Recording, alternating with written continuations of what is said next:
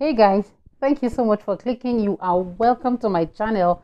As always, a few days ago, VIO booked me, your resident lawyer on YouTube. I'm telling you guys, VIO booked me. I was on my way to town to go and get something. I can't even remember what it was. Now then just blocked me for road, and they booked me. So I decided that out of that experience, I need to come and educate you guys on some of the small things that we just take for granted in this country. And when VIO stops you, you just go, they are very bad people. The VIO, they just like exploiting people. If you do the right thing, nothing is going to happen to you. You don't need to be afraid. So in this video today, I'm going to show you the 7 documents that you need to have before you even dream of putting your car on a Nigerian road, okay? So that you can drive with peace of mind, and you don't have to, your heart doesn't have to skip a beat just because you see VIO or road safety officials, okay? And if this is your first time of stopping by on this channel, hello, my name is Ajalah and you are welcome to my channel. On this channel, I educate people about law and culture and everything in between. Sometimes it's just my awesomeness I bring, but today we're going to be talking about law. I plan to, at the end of, once you become my follower and subscriber, what's going to happen to you is at the end, you are going to be working like this because you are going to have a very sound knowledge of the law and you will know not to break the law. Then it comes with peace of mind. So all my subscribers who live in Nigeria have peace of mind. Number 1 document that you must have, it is very, very important, and I think this should go without saying, is your driver's license. Your driver's license is that document that gives you the authority to drive on Nigerian roads, and it is issued by the Federal Road Safety Corps or Federal Road Safety Commission, whichever one you want to call it. So go to the FRSC in your state and ask them for a driver's license. You will do your CBT. CBT is computer-based test. If you have not yet gone to a driving school, you will go to a driving school. Then you come and do your CBT, and they will assess whether you are good enough, whether you know how to drive or not, before they issue you a driver's license. Driver's license, some of them are valid for 5 years, some are valid for 3 years, and their cost is different. Please, before you even put your car on the road, make sure you have a driver's license. That is very important. Number 2, sorry guys, I had to put them in my phone so I don't forget anyone. Proof of ownership. That is what tells the authorities that this car that you are driving is your own. It is not a stolen vehicle. So when they stop you, and let me give you one advice, anytime any police or road safety or VIO stops you and they ask you whose car it is, don't lie about whose car it is. If it is not your own, say it is not your own. It is my father's own, it's my brother's own, it's my uncle's own, whoever it is that is the owner. If you say this, you are the owner of this car, and it turns out that it is not your own, they are going to presume that you have stolen the car. And this is as a result of the high rate of car theft that we're facing in Nigeria at the moment. People are finding whatever they can steal to steal. So make sure that the proof of ownership is also in the car. The 3rd document that is important for you to have is your insurance document. This insurance document can take 2 forms: third-party insurance and comprehensive insurance. Third-party insurance means that in the event that anything happens to your car on the road, your car is insured to the point where you committed any damage on a third party, on the other person, okay? But when you have comprehensive insurance, it means that the insurance company is going to indemnify both you for any damages you do on your car and on the third party as well. So if you will take my advice, go and do a comprehensive insurance on your car. And then again, what did I say? Don't put your car on the road if you do not have that insurance certificate. Number 4, certificate of roadworthiness. Certificate of roadworthiness. And there's this running joke among Nigerians that they are always asking us for certificates of roadworthiness, but nobody has asked us whether the roads are car worthy.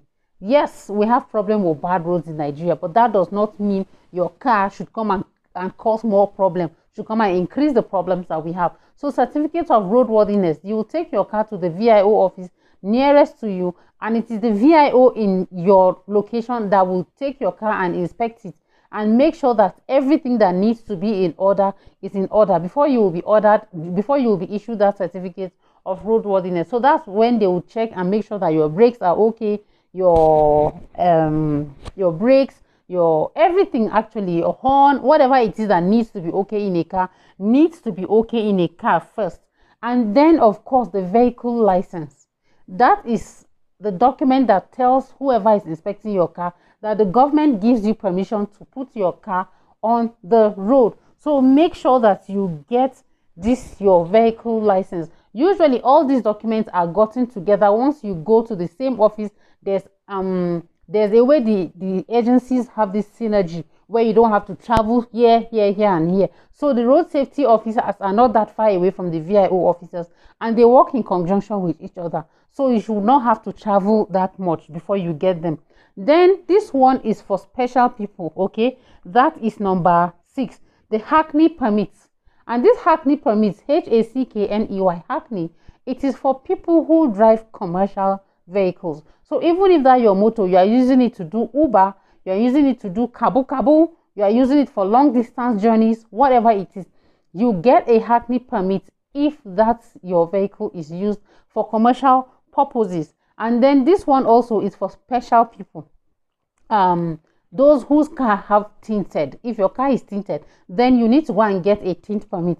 Now here's the thing with this tint permit. According to the Nigerian police force, that the requirement to have a tint permit is no longer required again, or that they have expunged it from the law. But Nigerian police, being Nigerian police now, you can see them on the road, they will ask for it. So if they ask for it and you know that your car is tinted, especially if it is that very black tint where nobody can see anything, I will advise you that you should go and settle it with the police first. If you can get that tint permit, just have it so that you'll be on the safe side if you insist on having tint permit. I personally don't see any need to have a tinted glass, but there are people who don't want people to be seeing them on the road. I don't know, maybe when you're carrying your side chick or something, or whatever it may be your reason. Anyway, have a tint permit if you know your car is tinted. My car is tinted, but it's not that very dark tint.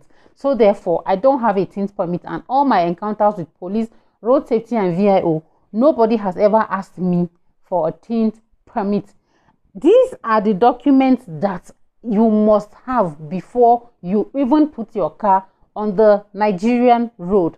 In addition to that, there are some things that you, of your own volition, even if nobody tells you, try and have them, even if they are not written in any law.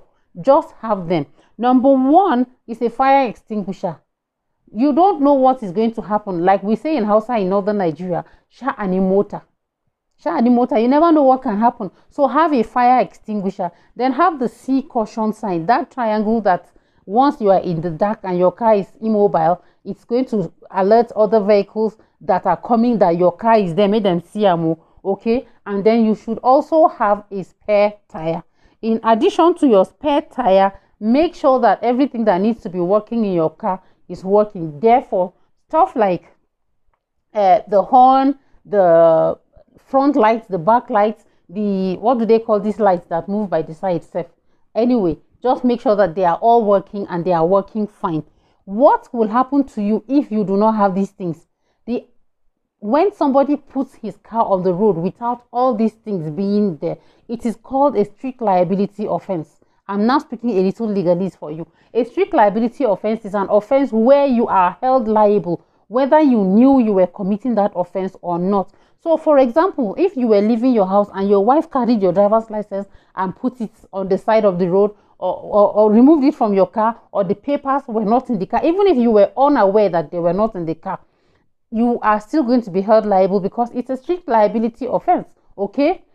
That is to say that ignorance of the law is not an excuse. I hope this video made sense to you and I hope you have learned from it. So let me give you advice. Share this video to as many people as you can who you know are putting their cars on the road without the necessary particulars, and then they come around saying, now the police, they won't chop my money, they won't chop my money. No, these are the very important documents that once you have, I assure you, nobody can stop you and tell you anything on Nigerian road. Thank you very much for sticking with me till the end. I really appreciate it.